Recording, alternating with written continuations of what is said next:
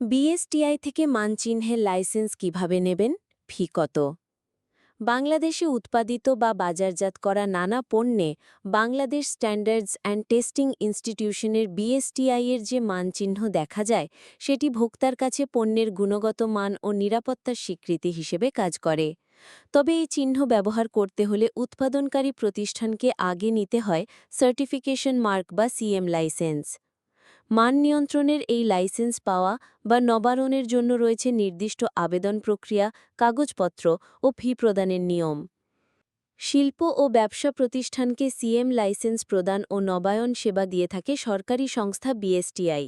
মান নিয়ন্ত্রণ ও ভোক্তাদের সুরক্ষা নিশ্চিত করতে এই সেবার আওতায় প্রতিষ্ঠানগুলোকে নির্দিষ্ট ধাপ অনুসরণ করে আবেদন করতে হয়। সিএম লাইসেন্স হচ্ছে বিএসটিআই থেকে দেওয়া সার্টিফিকেশন মার্ক লাইসেন্স বা নিবন্ধনের সংক্ষিপ্ত রূপ। কোনো উৎপাদনকারী প্রতিষ্ঠান তাদের পণ্যে বিএসটিআই এর মানচিহ্ন ব্যবহার করতে চাইলে তাদের এই সিএম লাইসেন্স নিতে হয়।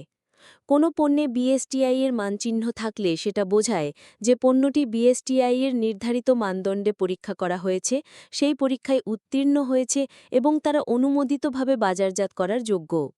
এই লাইসেন্স ছাড়া প্রতিষ্ঠানগুলো পণ্যে বিএসটিআই এর স্ট্যান্ডার্ড মার্ক বা মানচিহ্ন ব্যবহার করতে পারে না। আবেদন প্রক্রিয়া। বিএসটিআই এর ওয়েবসাইটে সিএম লাইসেন্সের জন্য আবেদন প্রক্রিয়া সম্পর্কে বলা আছে। আবেদনের জন্য প্রথমে বিএসটিআই ওয়েবসাইটে বিএসটিআই এর সেবাসমূহ অপশান থেকে সিএম লাইসেন্স প্রদান বা নবায়ন পাতায় যেতে হবে।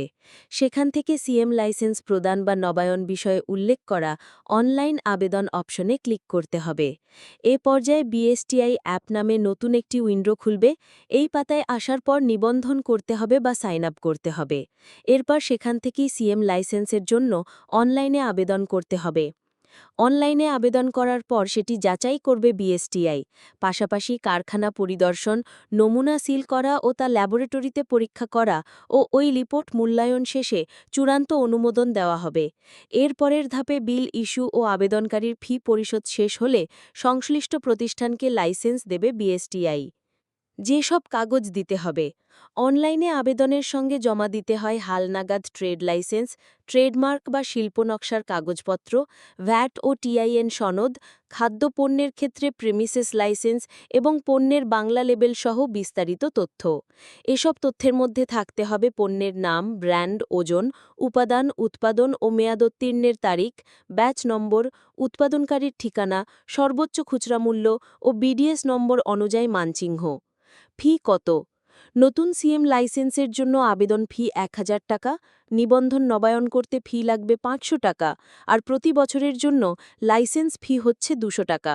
এছাড়া ফলজাতীয় পণ্যে উৎপাদন মূল্যের সর্বনিম্ন ১,২৫০ টাকা থেকে সর্বোচ্চ ১০ লাখ টাকা মার্কিং ফি এবং অন্যান্য পণ্যে সর্বনিম্ন ১,৮৭৫ টাকা থেকে সর্বোচ্চ ১৫ লাখ টাকা রয়েছে। আবেদন করার সর্বনিম্ন ১৯ দিন কার্যদিবস থেকে সর্বোচ্চ ৪২ দিনের মধ্যে সেটি প্রক্রিয়াকরণ করা হবে। বিএসটিআই ওয়ান স্টপ সার্ভিস সেন্টারে ডিডি পে অর্ডার বা নগদ অর্থে আবেদন ফি জমা দেওয়া যাবে।